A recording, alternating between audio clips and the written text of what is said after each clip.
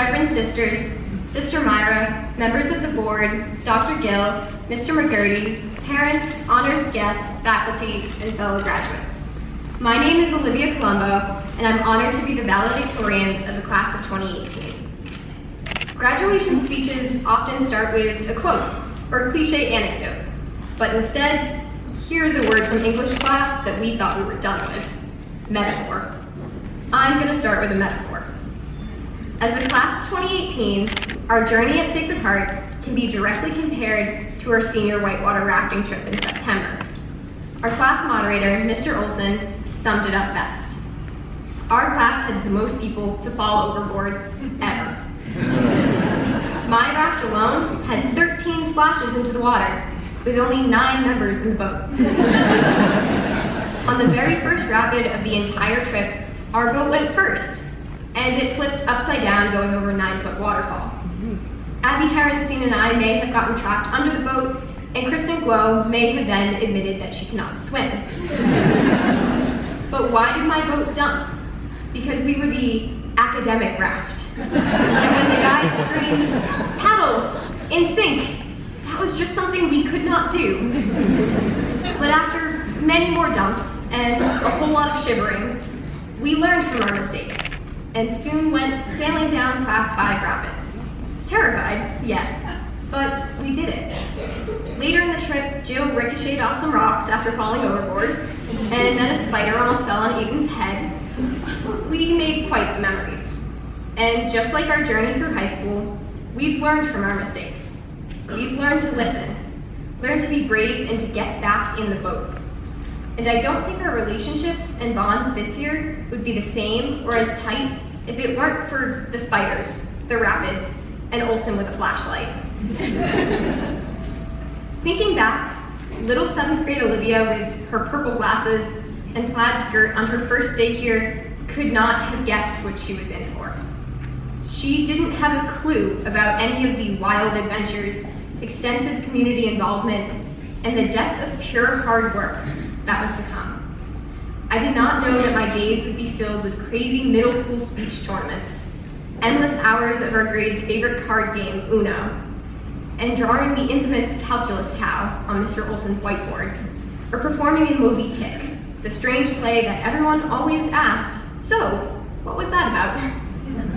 And this year, we made Sacred Heart Theater history with the wild play Us and Them by advancing to semifinals in the Massachusetts Theater Festival.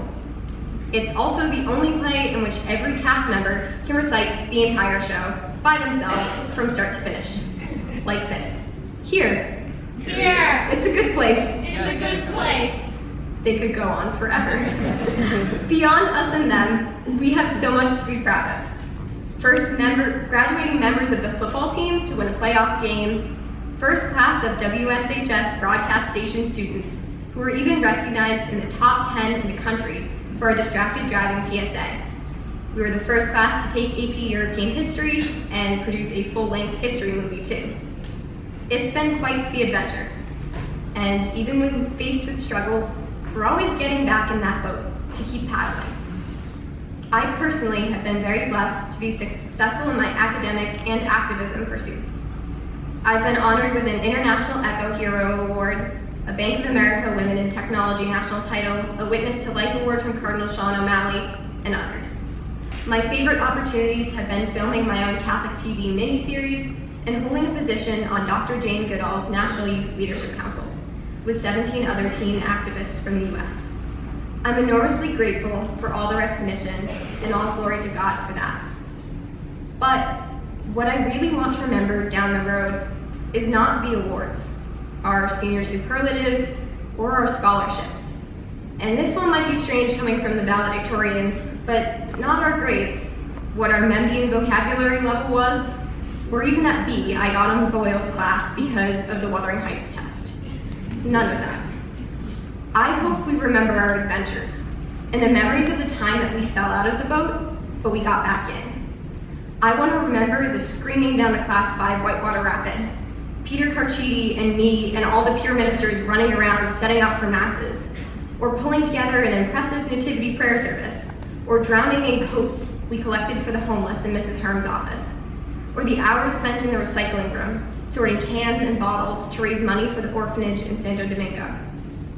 I want to remember the time spent running the cross-country course, or something all Sacred Heart athletes dread, running worlds, the full lap of all the fields. I want to remember sitting in front of the 3D printer with the engineering club I helped start, practically in tears because the 3D printer is oozing plastic spaghetti and ignoring all our efforts to fix it. But I also want to remember high-fiving Sam when we planned and executed an amazing Girl Scouts robotics badge workshop in less than 24 hours. I want to remember cleaning Matthew's kitchen, advancing in Moody's mega math competition despite all odds, building a garden at the elementary school, or founding a pro-life club with Regan, and going to marches in the pouring rain. And I will forever cherish our weird obsession with turtles in our AP Spanish class. I've learned a lot within these walls. I really have. And the current issues that our world is facing demand people who have learned, who are intelligent, well-rounded, and compassionate individuals. I have two sayings that I've adopted from some of my mentors that I want to share. The first is turn passion into compassion. With all the heated debates in society, we need to turn that fiery passion into love and understanding for the other side, because that's the only way that things are going to get done. As the next generation of dedicated and educated individuals, we have the ability to take our knowledge and our passion and combine it with love and compassion for everyone, whether it's the people who stole my heart in Haiti or the people at home. We turn our passion into compassion. The second saying is just the power of one. It's the idea that one action can change one life for the better. Every action we take is an opportunity to use our gifts to set the world on fire, even if that means one smile or one word of encouragement that could change the world for just one person. It only takes one person to pull you back into the boat. Next year, I'll be studying physics and theology at Boston College. And CB Radio, aka Cape and Brown, I'm sorry to say that your years of calling me O Colombo based on my email address here might have to change because I'll be Colombo O at bc.edu. Colombo. Anyways, I love theology, the study of God and who we are in Him. I pinky promise I'm not going to get too theological, but we've done a lot of studying of the saints, especially this year with our social justice saints. But do you know what the actual definition of sainthood is? Yes, it is someone who gets into heaven, but the definition of sainthood is actually the full bloom of the human person. It's being exactly who you were made to be, using your unique gifts to serve and to live, and it means to be fully alive. I pray that each one of us built a foundation here to be fully alive, doing what God made us each to uniquely do, and to live it out joyfully, because we belong to God and nothing of this world can shake that joy. On a more serious note, this also means knowing the dignity and worth and value of our lives. And I want to take a moment to congratulate those of us who have struggled to see the worth of our lives at points over the past few years. You did it, we did it, and we're graduating. Praise God for the gifts of our lives, and I pray that we all keep striving for goodness and purpose, and to set the world ablaze. Now, not everyone in this room may know this, but I actually haven't always been a member of the class of 2018. My ID card actually still says 2019, with a nice little Sharpie mark to make the 9 into an 8. Well, I skipped my freshman year completely. And I mention this because I want to thank you to my classmates for adopting me as the little sister of our grade in sophomore year. You've been kind and welcoming, and I'm proud to be that little sister. Thank you to my nerds, Abby, Sam, Tegan, Peter, Buck, Nick, and all of you. Nothing but love and Star Wars references for you. I wish time would allow me to tell you each individually how you've inspired me and made those memories. And the same is true for the teachers. Thank you, Mrs. Hearn, for always keeping your office open and stocked with Jolly Ranchers. Thank you, Olson, for laughing and probably crying at my embarrassing fear of trigonometry. Thank you, Miss T, for sacrificing your prep block so that I could have an art class, and for our rants about jackalopes. Mrs. Lombardo for being you, Mrs. Ward and Miss Hathaway and Duffy for being awesome, and Dr. Gill for your constant support. Thank you to some of my favorites past and present, Mrs. Pasquale, Morehouse, Mr. Gray, and Glenn. Thank you, Glenn. You watched 12-year-old Olivia finish the physical science curriculum by Thanksgiving, and after that, you helped me work on an independent renewable energy technology.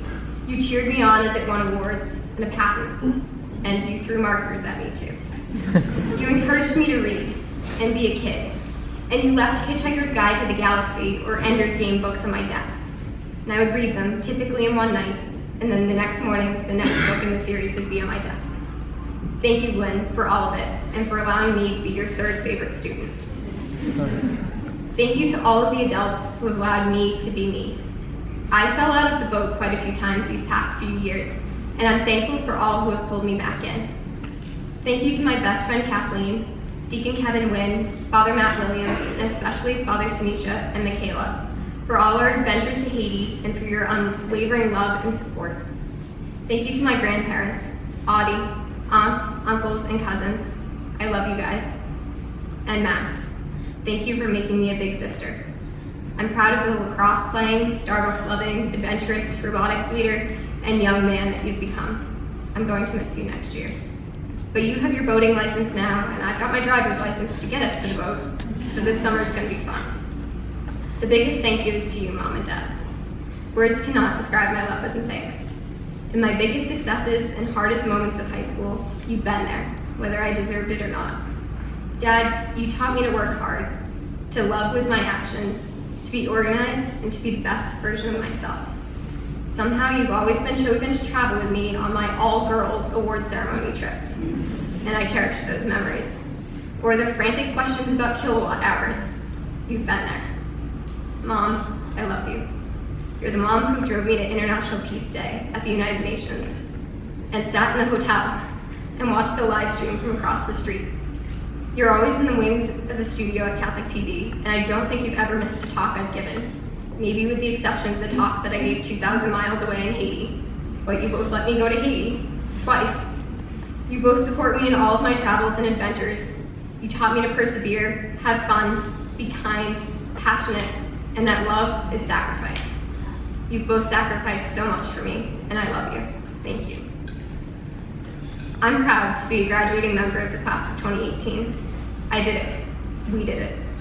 Our boats are parting ways, but I hope that we never forget to turn our passions into compassion and to be that power of one. I hope that we cherish these memories. I hope we learn that we'll be fully alive if we help others get back into their boats. And I pray we always get back in and keep on paddling. It's been quite the ride. So long, and thanks for all the fish, and thank you from the bottom of my heart.